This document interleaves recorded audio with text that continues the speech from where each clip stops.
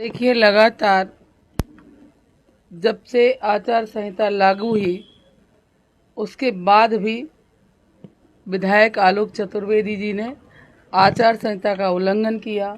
जगह जगह उनने जब सम्मान किया, पैसे बांटे, कपड़े बांटे, तो मैंने ये सोचा कि चलो ठीक है। मैंने इसलिए नहीं बोला कि हमारे शहर के सब संभ्रांत लोग हैं, इसलिए मैंने एक शब्द भी नहीं कहा।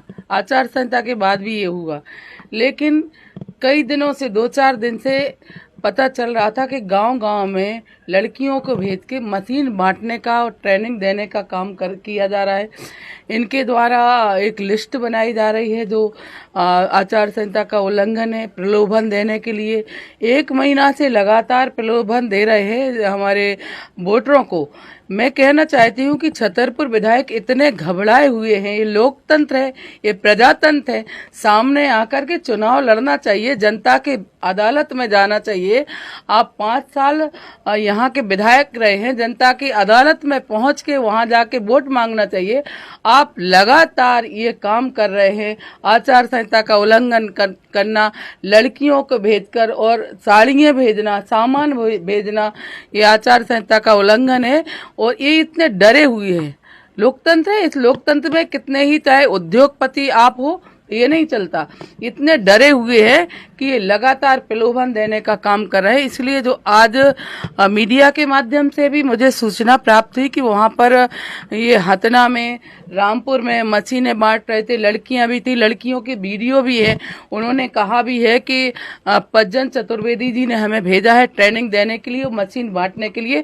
तो निश्चित ही हमारा निर्वाचन जो अधिकारी है और पूरा प्रशासन और चुनाव आयोग इन पर कार्रवाई करना चाहिए ताकि ऐसे कृत्य आगे से विधायक ना कर सकें। गाड़ी मिली है वहाँ पे पुलिस लिखा हुआ है। मैं वही तो कह रही हूँ कि गाड़ियों पे पुलिस लिख करके, क्योंकि लोग ये जाने कि पुलिस की गाड़ी है, उसमें मशीनें रखी हैं, गाड़ी के पीछे मशीनें रखी हैं, लड़कियां वहाँ इनका बैनर लगा के वहाँ पर मशीनें बांटी जा रही, लिस्ट बनाई जा रही है। सब आचार संहिता का उल्लंघन है और विधायक आलोक चतुर्वेदी पर इस पर कार्रवाई उन पर होना चाहिए। शिकायत देंगे? बिल्कुल शिकायत देंगे, क्योंकि आप लोगों ने, मैं तो मीडिया के माध्यम से कहती हूँ, लिख के भी शिकायत दूंगी। और पहले भी मैं आगाह कर चुकी थी आज जिला प्रशासन को, निर्वाचन अधिकारी को, कि गांव-गांव में मशीनें बांटी जा रही हैं, गांव-गांव में खेल ग्राम से भी सामग्री बांटी जा रही है। और जिला प्रशासन और निर्वाचन अधिकारी को चाहिए कि इनके खेल ग्राम, सेवा ग्राम, सब जगह की वीडियोग्राफी कराई जाए, क्योंकि ये इनका 1-1.5 महीने से कृत्य चल रहा है।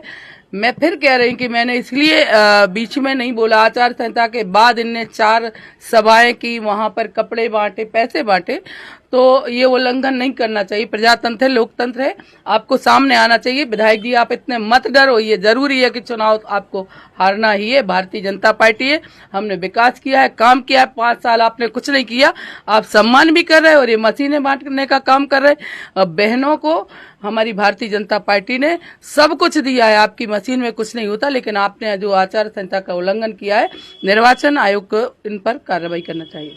विधायक जी, ओरछा रोड थाना पुलिस ने कुछ मशीनें पकड़ी हैं, उसके पास आपके पोस्टर मिले हैं। बताया जा रहा है कि आपके द्वारा मशीनें बांटी गई हैं, क्या कहना है आपका? देखिए, मुझे भी तो कुछ जानकारी लगी है, लेकिन मेरा एक जनसेवा का कार्यक्रम आज का नहीं है, ये अनेक वर्षों से चल रहा है।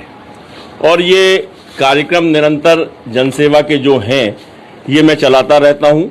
मेरी एक जो कमेटी है, टीम है, उसके द्वारा पिछले काफ़ी समय से सिलाई प्रशिक्षण का काम शुरू किया गया था कि मैं अपनी माताओं, बहनों को, बेटियों को स्वरोजगार और स्वावलंबी बनाने का जो प्रयास कर रहा था, उसके लिए ये प्रशिक्षण शिविर चल रहे थे। लेकिन कुछ लोगों को उसमें, या यूँ कहूँ कि ललिता यादव जो भाजपा प्रत्याशी हैं, उन्हें अपनी बेटियों, महिलाओं को प्रशिक्षित किया जाए, ये उन्हें रास नहीं आया। उन्होंने इसकी शिकायत की और वहाँ पर उस चीज़ को उन्होंने बंद कराने की कोशिश की है। और ये मैं समझता हूँ कि अगर हम अपने क्षेत्र के बेटे बेटियों को लिए कुछ कर रहे हैं, उसमें अवरोध पैदा कर रही हैं, तो ये उचित नहीं है।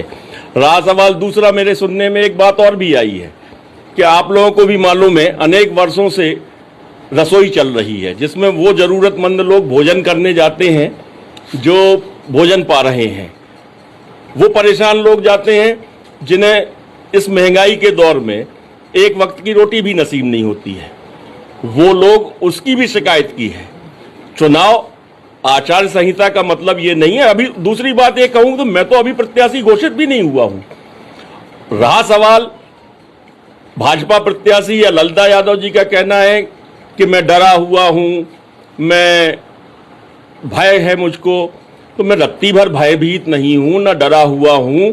मैंने 5 साल काम किया है, जनता के बीच में रह के काम किया है। ये तो अभी निकल के बाहर आई है महीने 2 महीने पहले। अब जनता के बीच में इनको जाना है, इनको काम करना है। मेरे काम तो आज नहीं, जो ये कर रहे हैं जिस चीज की शिकायत, ये 5 साल से निरंतर काम चल रहे हैं। और मैंने हर क्षेत्र में अपने, चाहे बेटे हों, चाहे बेटियां हों, चाहे माताएं हों, चाहे बहनें हों, चाहे जरूरतमंद हों, चाहे जो भी है, हर क्षेत्र में मैंने काम किया है और मैं काम कर रहा हूं और आगे भी करता रहूंगा। चुनाव अपनी जगह है। जिस दिन प्रत्याशी घोषित हो जाऊंगा, जिस दिन नामांकन भर दूंगा, उसके बाद से मैं ऑफिशियली जब डिक्लेयर हो जाऊंगा तो मैं ये सारी चीजें जो कार्यवाही हैं या जो आचार संहिता के नियम है वो मेरे ऊपर लागू होंगे, उनको मैं पूरी तरह से पालन करूंगा।